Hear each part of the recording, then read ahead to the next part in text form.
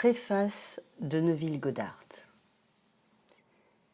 Votre propre imagination humaine merveilleuse est la puissance créatrice réelle de Dieu en vous. Elle est votre sauveur.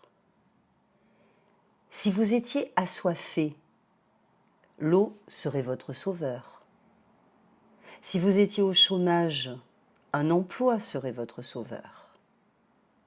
Votre imagination est le pouvoir qui vous sauve de toute circonstance dans laquelle vous pouvez vous trouver.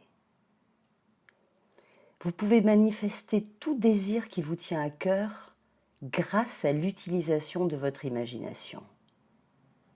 Rien ne lui est impossible.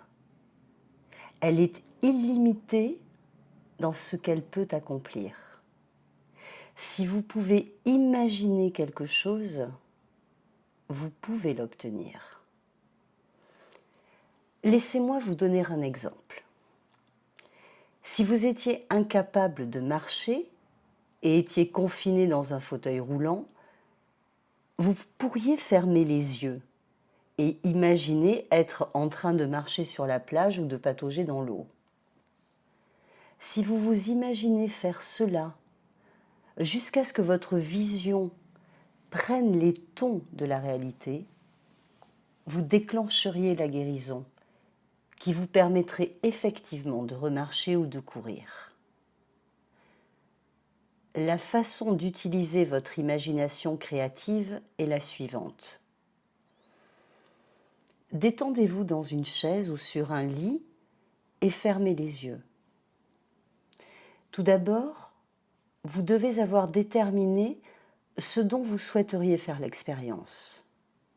Puis, dans cet état de relaxation complète, faites émerger dans votre esprit la fin que vous désirez obtenir. En d'autres termes, si vous cherchez à être promu sur votre lieu de travail, le résultat final pourrait être que les gens vous félicitent pour votre promotion, ou bien que vous emménagiez dans un bureau plus grand, ou encore que vous bénéficierez d'une augmentation de salaire. Prenez l'un de ces événements et, les yeux fermés, entendez vos amis vous féliciter pour votre promotion. Sentez leurs mains dans la vôtre quand ils vous disent combien ils sont heureux pour vous. En fait, en sentant qu'on vous félicite, votre imagination va travailler pour provoquer cet état de félicitation dans votre monde extérieur. Ne vous préoccupez pas de la façon dont les choses se feront. Votre imagination va utiliser tous les moyens naturels nécessaires pour y parvenir. Je suis l'alpha et l'oméga.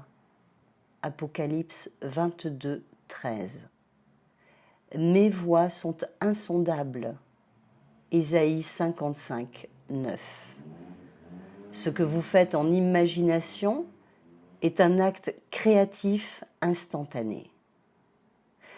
Cependant, dans ce monde en 3 dimensions, les événements apparaissent dans une séquence temporelle.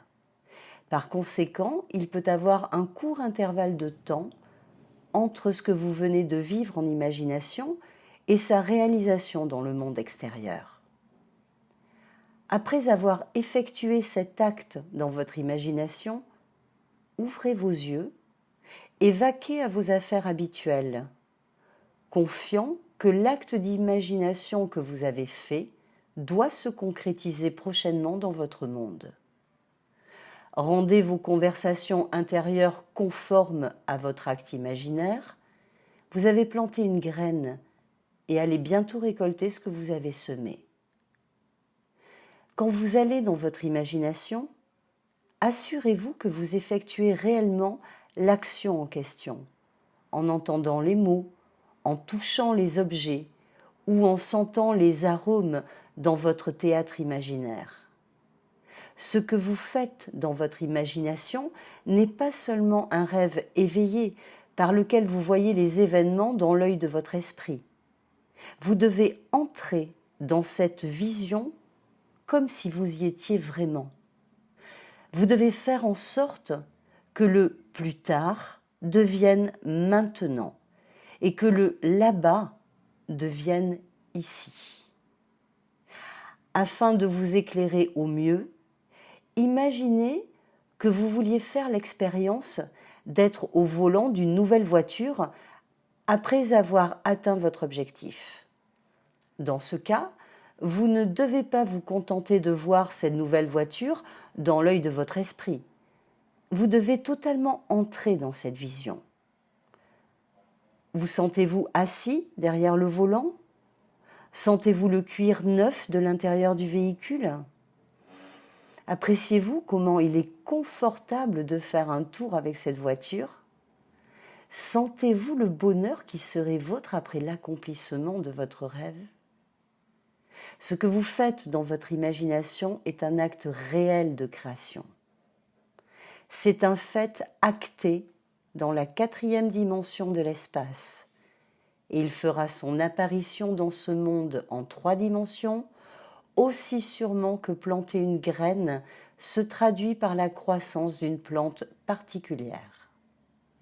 Une fois que vous avez planté cette graine dans votre imagination, ne la déracinez pas par vos inquiétudes sur la façon dont votre désir va s'accomplir. Chaque graine possède son propre rythme de croissance. Certaines graines poussent en quelques jours, d'autres mettent plus longtemps. Soyez confiant que ce que vous avez planté dans votre esprit apparaîtra dans votre monde. Votre imagination attirera tout ce dont elle a besoin pour faire de votre vision une réalité objective. Si d'autres personnes sont nécessaires afin que votre but se réalise, votre imagination les poussera à jouer leur rôle dans la séquence des événements afin que vous puissiez atteindre votre but.